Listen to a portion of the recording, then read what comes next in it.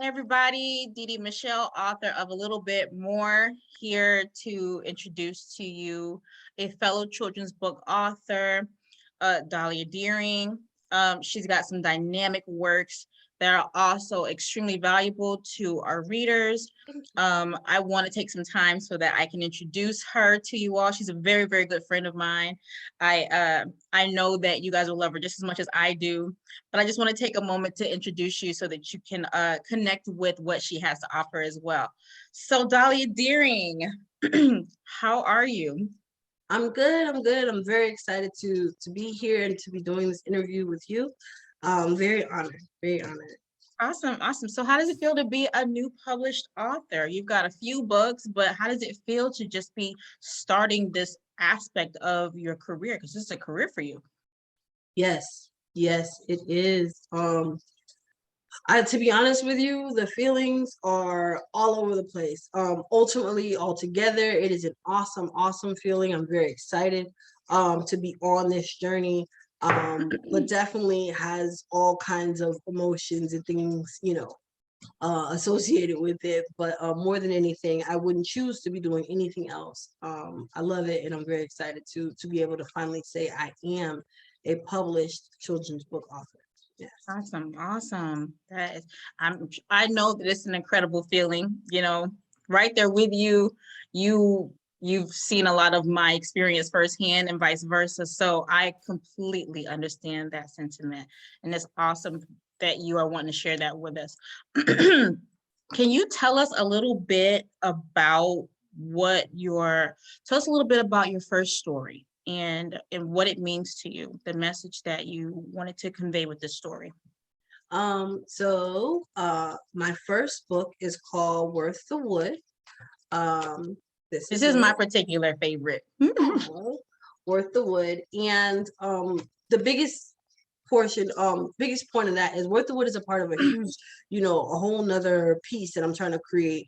But essentially my goal is for every reader to know that they are worth the wood, or ultimately worth the work, to become and get the outcome of the results that they are aiming for in life, just in general. My biggest thing is I want to zone in for little ones, ages 4 to 9 is pretty much what my target audience is.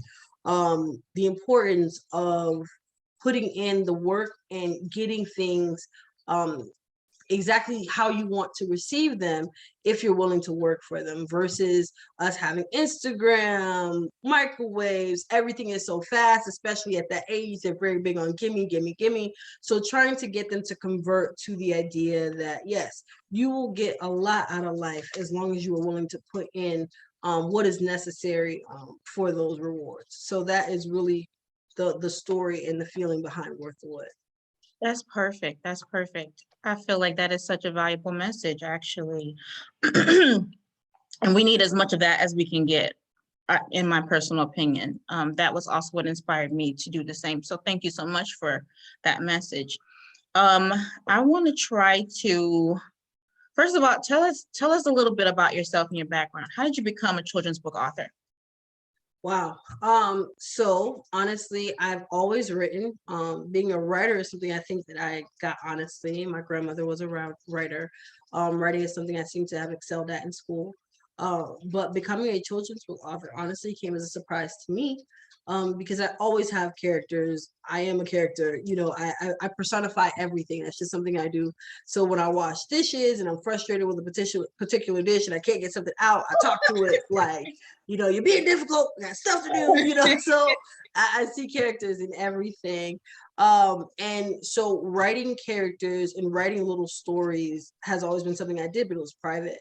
And it wasn't until speaking and, just having fun with you and kind of talking to you about some things that made me feel like, me doing this or doing anything, I should push forward and try to do it outwards, look into it.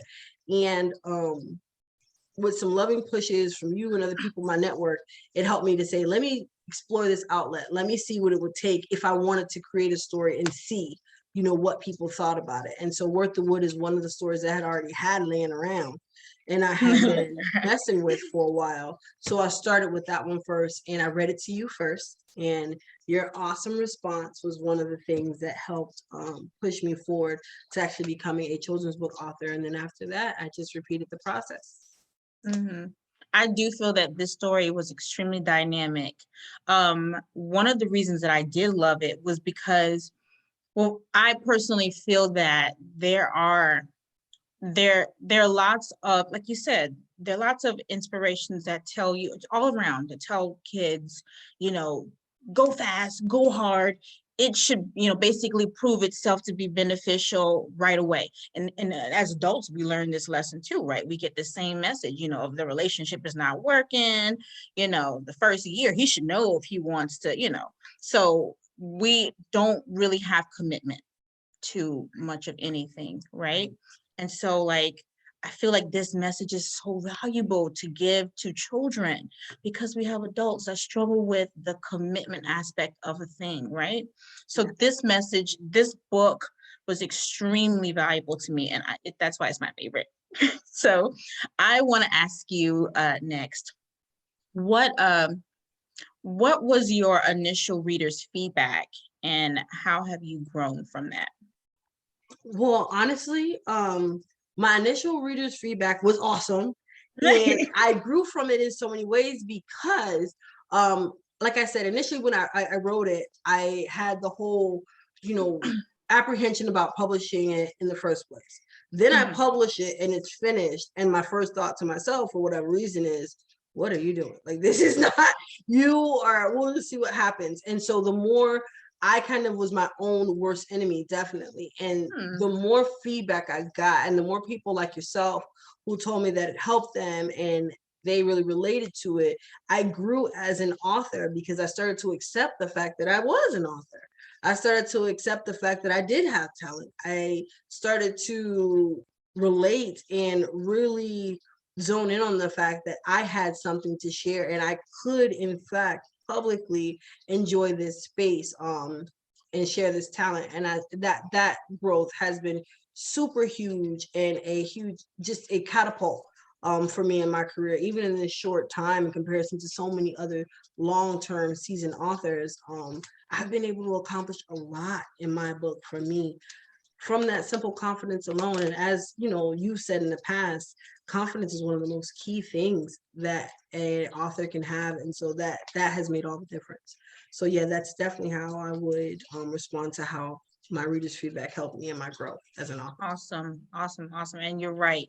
I mean, I said it and it's right, but you using that is also right. Because it is confidence, girl. Confidence is everything. And not just becoming a writer.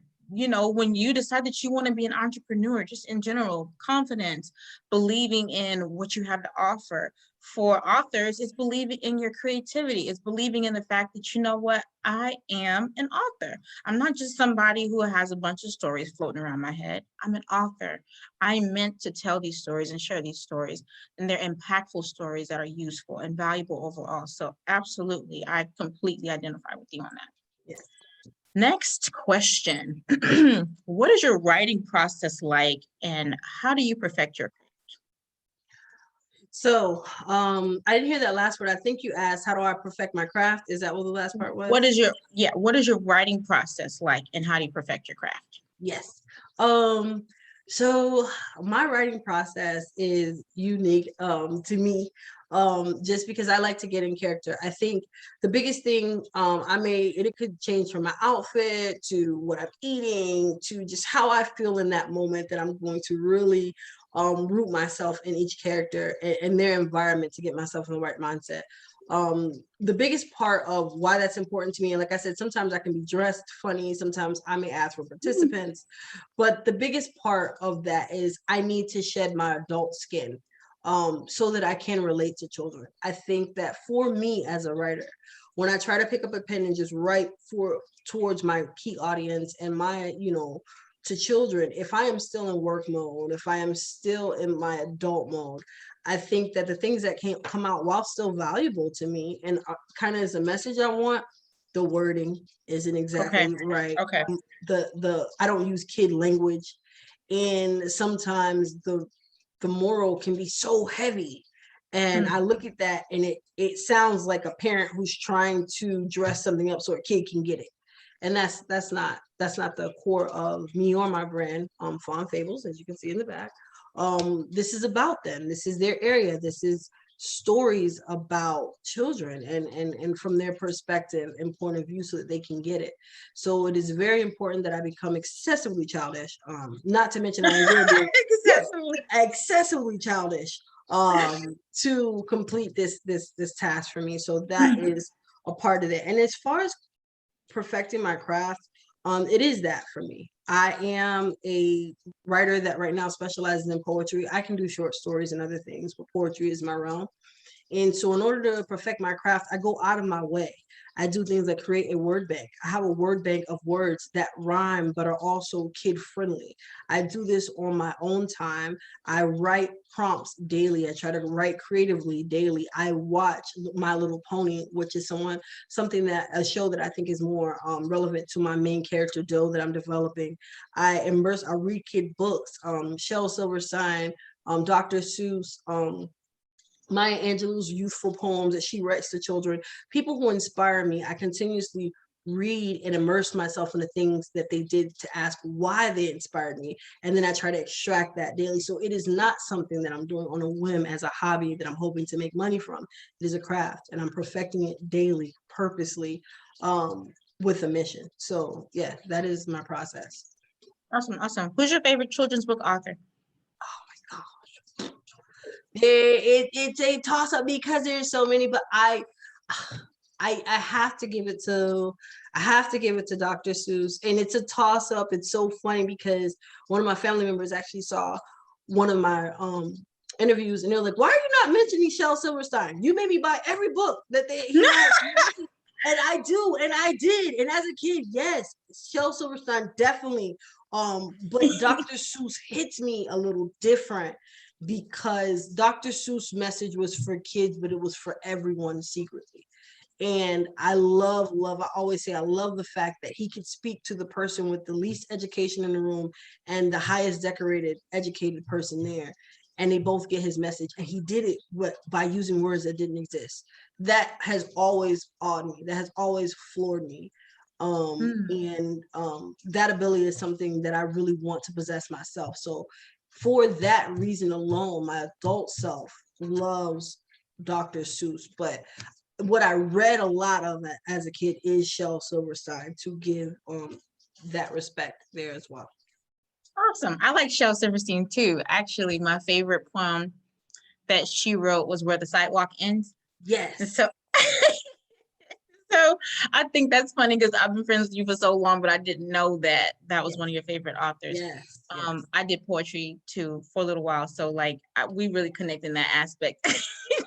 So I don't have as classy a children's book author as I think you do. Dr.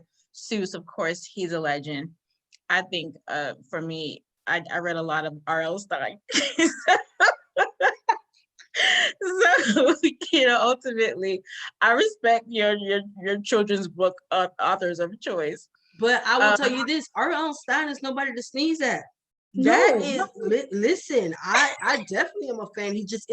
He wasn't my favorite, but definitely top 5. Like, yes. So, what are 3 qualities that you think make a good writer, and why? Man, 3 qualities. Number 1, you have to have a message. That is the thing. I want to say you need to have a core message that you are trying to deliver, something that can be weaved to me together through reading any of your books, that say this is your signature, this is your stamp. So because you have a purpose.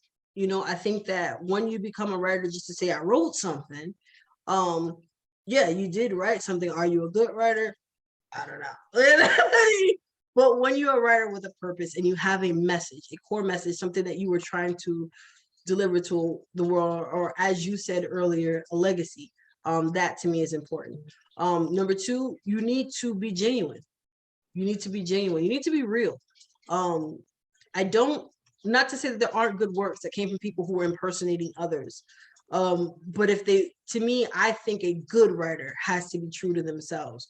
Now, whether or not you write from yourself or whoever it is, that's different. But there has to be a certain level, or there has to be a characteristic of honesty in your work, something true to you, when I read it. And so that might be, overlapping the first one, but that's very important to me.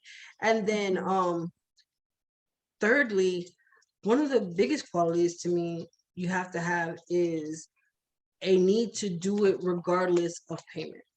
You have to want to do this because you want to do this, because again, I can feel that. So I think a good writer is doing this because they cannot help it. They are compelled. It is that strong. And so if you look at all three of those things, they may all wrap up into one almost, but those are the things that I feel like a good qualities of a good writer. They have their own message. They're compelled to share it, and it's genuine. It's true to who they are. Awesome. Have you encountered and I'm only asking this because I realize that you are a very profound author with author with really useful and valuable content, and there are lots and there are lots of authors that have valuable stories, but they might not get the visibility, right? And so sometimes that's really hard. So have you ever encountered any oppositional source, and how did you deal with it, if you did? I want to say to you that my biggest opposition, believe it or not, is myself.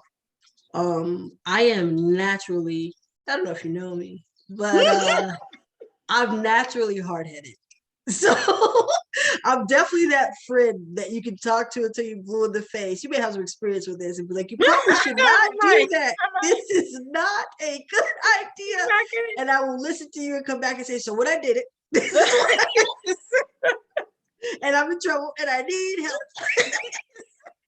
It's true. And so I said that to say, the opposition that I see on the outside that I have encountered, I couldn't even really necessarily give you an account for, because I didn't really pay attention to it. I'm one of those people that I'm gonna do what I'm gonna do. So my biggest opposition and the hardest one to get out of my way still to date is myself. And so yes, that is huge. Not having visibility for me is something I struggle with, but again, I think at times it is because of me not wanting to be dedicated to having the visibility I need. I'm learning every day that the reason why I am not is because I'm not, like, it's things that I'm not doing. So that's why I'm not getting the results I get. So yeah, if I had to talk to you about any opposition, it would definitely be just getting over myself and stop, my own personal limitations based on whether it's me being lazy, whether it's me not being disciplined enough to learn a craft or an additional piece to a craft that is needed, aka marketing. It is something that I cannot stand to a degree at times, but I think that disdain for it comes from the fact that I don't want to take the time to learn about it, to watch the YouTube videos, to look up and be taught the ways, of how it, the process it takes. And so that to me is kind of my answer to that question. Okay. I can definitely see how that would be a work in process for you too, like just overcoming those challenges. Because it's you, so you don't really have, a deadline or someone telling you, hey, you have to have this, established, you got to get past this like yesterday. Like, for you, you kind of have to get to a place where, you know what, I want to do something different. I want a different result. And ultimately that is the inspiration. So this is a process probably going to span some time as you grow as an author. So I completely understand that. Also, as far as being an author is concerned, what is the fun versus frustrating parts of author life from your perspective? The fun part is always developing the character and seeing who they become, because I feel like I don't have any physical children, so I don't want to offend anybody who has gone through that. Hats off and honor to them. But I feel like a mom because I give birth to these characters. I give them room, I give them canvas, I give them space to grow. And when I write the story and who they grow to be and how they become such a big part of my life once it's done to me, because, you know, I personify everything.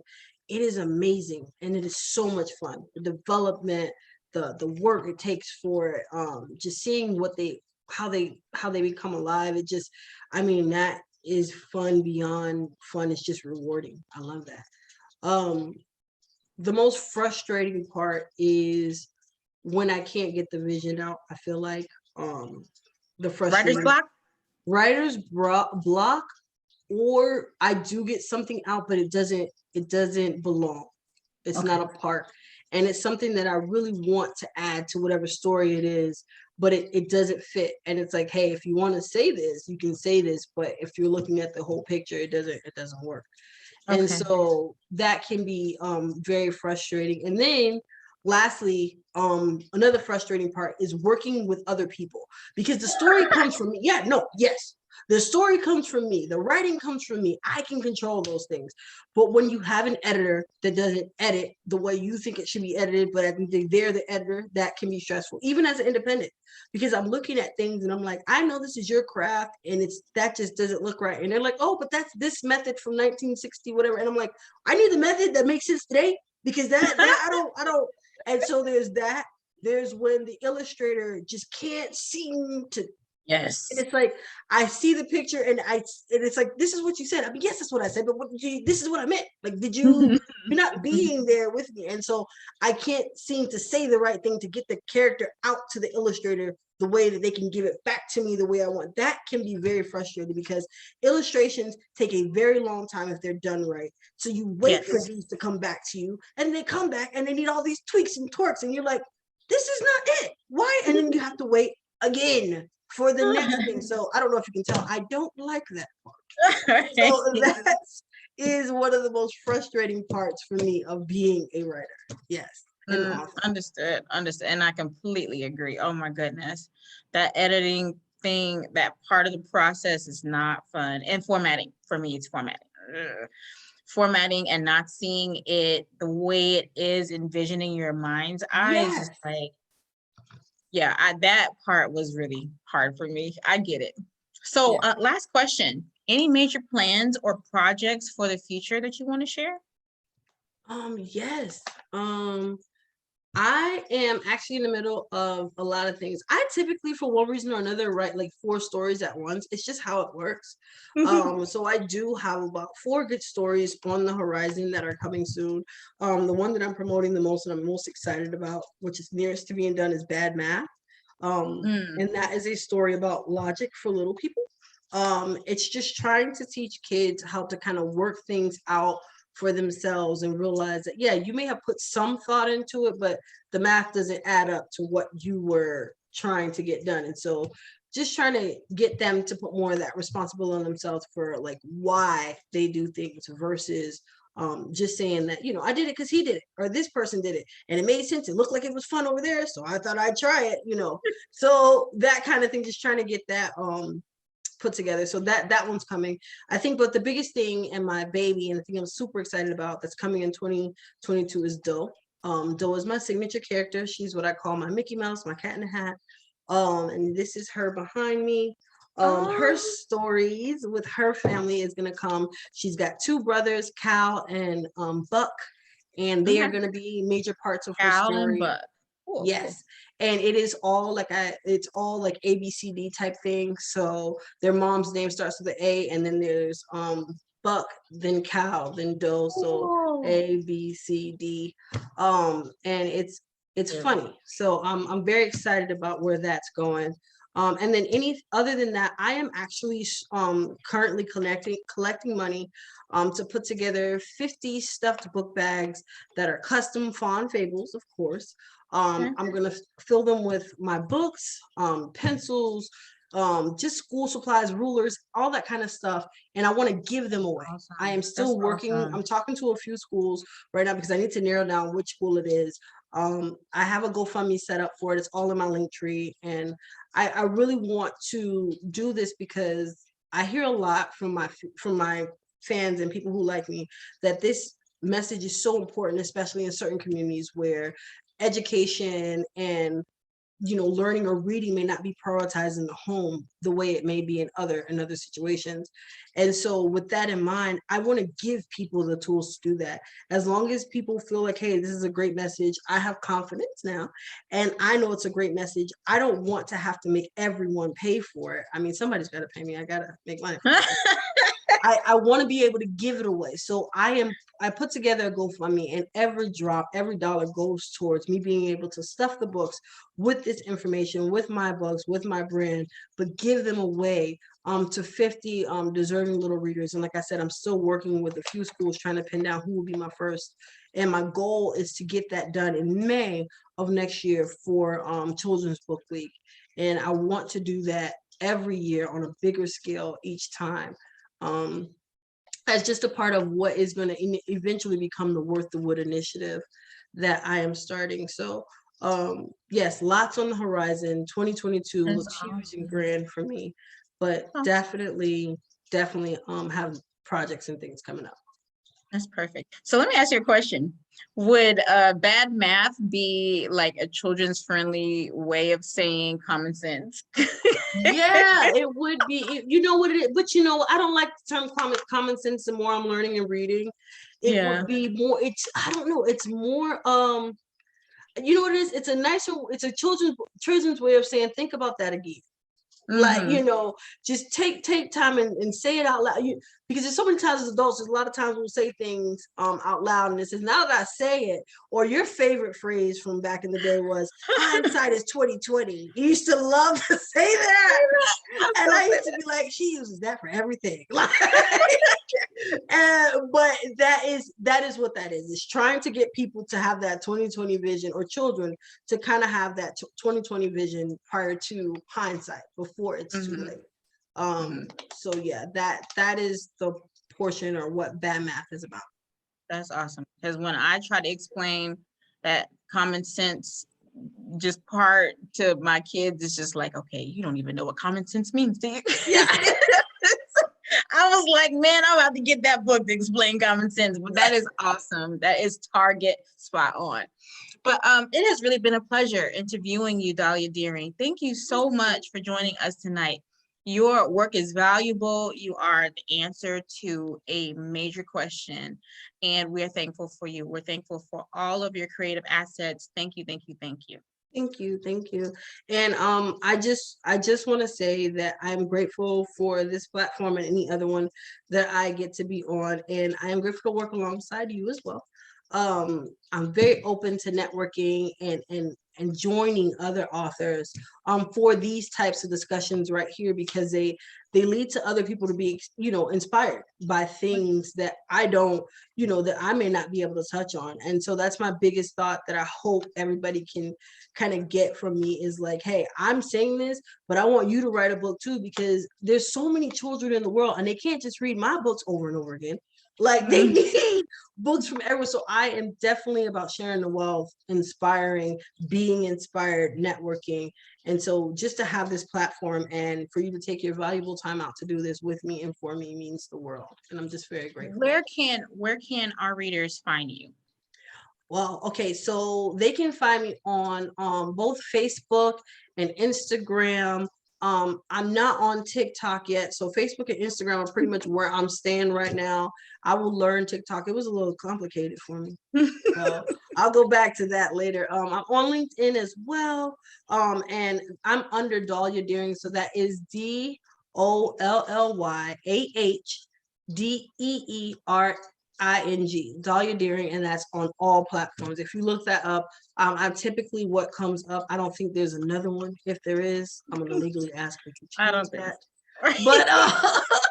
But that's me. So you'll be able to find me everywhere. And then anywhere I am, I try to put a link to my books and everything that I'm doing. My link tree is normally attached to that, so that you can follow along and pick and pull from anything that I'm doing that you want to be a part of. Awesome. Dollyah Deering, everybody, with Fawn Fables. Thank you so much for joining us. Thank you. Okay, thank you guys. Have a good night. Bye.